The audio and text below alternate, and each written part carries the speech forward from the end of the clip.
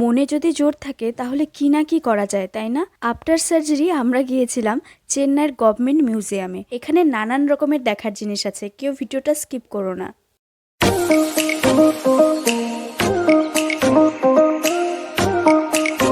তো hey guys, welcome back to my channel and my new blog. ভিডিওর শুরুতেই বলে দিই, আমার সার্জারির পরের ভিডিও এটা। শুক্রবার দিন আমার সার্জারি হয়েছিল, আর একদম 5 দিনের মাথায় মঙ্গলবার কিন্তু আমরা বেরিয়ে গিয়েছিলাম। তবে আমার মাইক্রো সার্জারি হয়েছিল বলে এটা সম্ভব ছিল। একদিন দুদিন পরপরই আমি কিছুটা সুস্থ হয়ে গিয়েছিলাম, আর সব থেকে বেশি সাহস পেয়েছিলাম। ডাক্তার আমাদের বলেছিল ও এখন একদম সুস্থ, ও এখন গাড়িতেও চড়তে পারে, আর এতটা দূর এসেছো তোমরা, একটু এদিক ওদিক ঘুরে যাও। আর যে লোকেশনে আমরা যাচ্ছিলাম, আমাদের এখান থেকে অটোতে 5 মিনিটের রাস্তা। আর আমরা যাওয়ার সময় দেখলাম রাস্তার দুধারে কি সুন্দর গাছ, আর সাইডের যে বড় বড় ফ্ল্যাটগুলো সেগুলো দেখার মতো ছিল।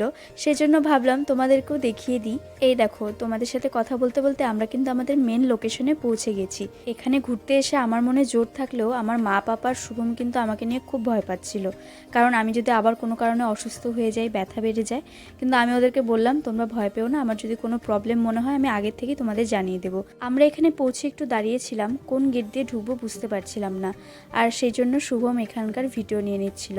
আর সবচেয়ে ইম্পর্টেন্ট কথা বলে দিই, আজকের ভিডিওটা কিন্তু একদম সম্পূর্ণ ক্রেডিট যায় আমার বর শুভমের কাছে, কারণ আজকের ভিডিওটা সম্পূর্ণ ও কিন্তু শ্যুট করেছে।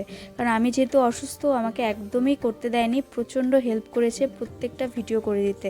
এর আগে কিন্তু আমাকে এরকম ভিডিও কিন্তু করে দিত না, আমি আগের থেকেই বলে দিলাম। আমি যখনই বলতাম আমাকে একটু ভিডিও করে দাও, ও খুব বিরক্ত বোধ করতো। তবে আজকে আমি ওকে দেখে সত্যি, মানে তোমরা প্রতিটা ভিডিওর ক্লিপগুলো দেখতে থাকো, স্কিপ করো না, সম্পূর্ণটাই কিন্তু ও করেছে। আর তোমরা দেখেই বুঝতে পারবে ও কি সুন্দর ধৈর্য নিয়ে নিয়ে প্রত্যেকটা ভিডিও করেছে। এটা হলো টিকিট কাউন্টার, দেখো কি সুন্দর দেখতে। তো এখান থেকে টিকিট কাটার পরে আমরা মিউজিয়ামে এন্ট্রি করতে পারবো। আমি ভেবেছিলাম যে এখান থেকে বোধহয় পার হেড 250 টাকা করে, পরে জানতে পারলাম এটা হচ্ছে মানে বিদেশিদের জন্য। তো আমাদের টিকিট কিন্তু মাত্র 15 টাকা করেছিল পার হেড। আর কেউ যদি মিউজিয়ামের ভেতরটা ভিডিও করতে চায়, তার জন্য একটা 500 টাকার টিকিট কাটতে হবে। আর এটা শোনা মাত্রই শুভম আমাদের না জানিয়ে 500 টাকার টিকিটটা কেটে ফেলেছে। আর ও আমাকে বলছিল, তুমি এত অসুস্থ থাকা সত্ত্বেও এত দূরে এসছো, এত সুন্দর জায়গায়, আর তুমি তোমার ইউটিউব ফ্যামিলিকে দেখাতে পারবে না, এটা তো হয় না। পরে কথাটা আমিও ভেবে দেখলাম, হ্যাঁ তাই তো, ভেতরে যদি গিয়ে দেখি নানান রকমের সুন্দর সুন্দর দেখার জিনিস, তাহলে তো মিস করে যাব, তোমাদের দেখাতে না পারলে আমার ভীষণ খারাপ লাগবে। টিকিট কেটে ভেতরে ঢোকার পর আমাদের 5 মিনিট হাঁটা পথে আমরা পৌঁছে গেলাম মূর্তির মিউজিয়ামে। এখানে কয়েকশো বছর আগের পুরনো মূর্তি কালেক্ট করে রাখা আছে। এখানকার কিছু কিছু মূর্তি কিন্তু আমরা এখনও পূজা করি, যেমন দুর্গা ঠাকুর, গণেশ ঠাকুর, কালী ঠাকুর, আরও নানান রকমের। তবে এখনকার মূর্তির থেকে আগের মূর্তির ধরনগুলো অন্যরকম ছিল, যেগুলোর সাথে এখনকার মূর্তির কোনো মিলই নেই।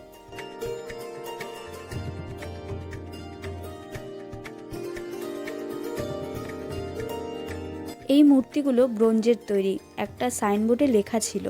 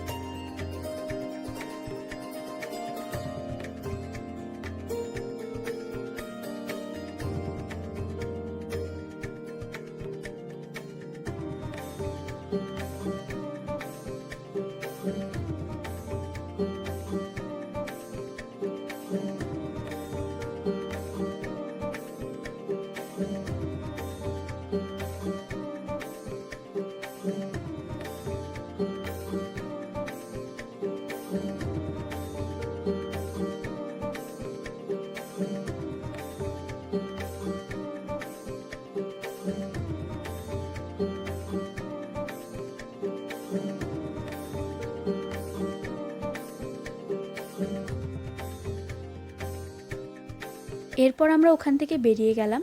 এখানে কিন্তু মিউজিয়ামগুলো পার্ট পার্ট করে ভাগ করা ছিল, মানে এক এক জায়গায় এক এক ধরনের। যেখান থেকে আমরা দেখে আসলাম ওগুলো তো ব্রোঞ্জের মূর্তি ছিল। এরপর আমরা যেখানে যাব ওখানে পাথরের মূর্তি, আর তারপর তো আলাদা আলাদা সব কিছুই আছে।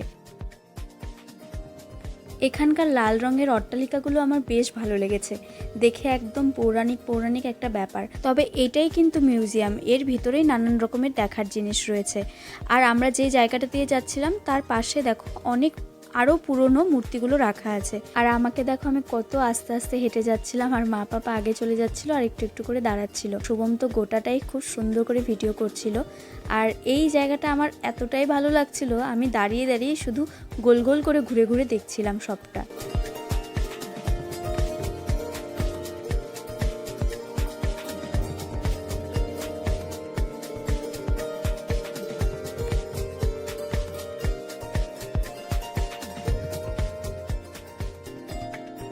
সার্জারির পর তো আমি তেমন কথা বলতাম না, কিন্তু ভেবেছিলাম এখানকার সম্বন্ধে কিছু বলবো।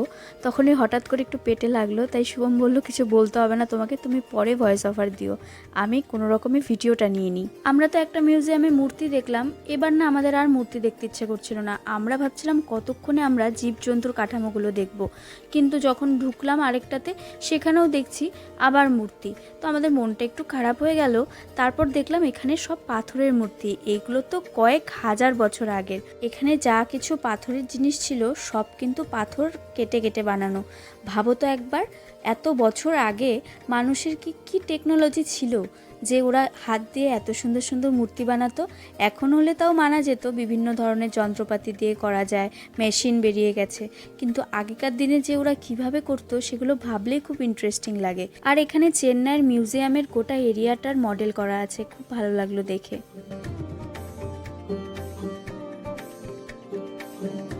আমরা ভেতরে এন্ট্রি করার আগেই কিন্তু আমাদের টিকিট চেক করা ছিল, যার জন্য আমরা ভিডিও করছিলাম।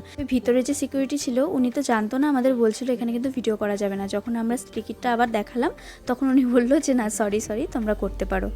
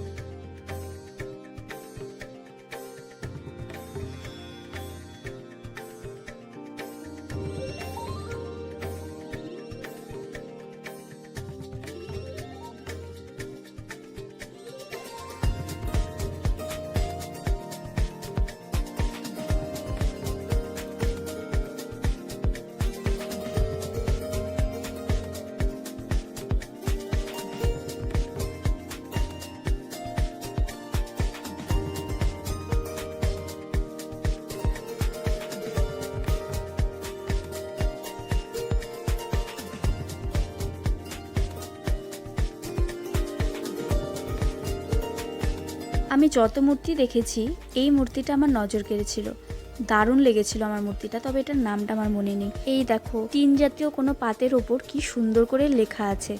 এগুলোই কিন্তু আগে ওরা খাতার মতো ইউজ করতো। ভিডিওটা অনেকটা বড় হয়ে যাচ্ছে জন্য এখানেই শেষ করছি। এর পরের পার্টে কিন্তু আরো অনেক মজাদার জিনিস আছে, দেখতে হলে চ্যানেলটা তাড়াতাড়ি সাবস্ক্রাইব করো। বাই।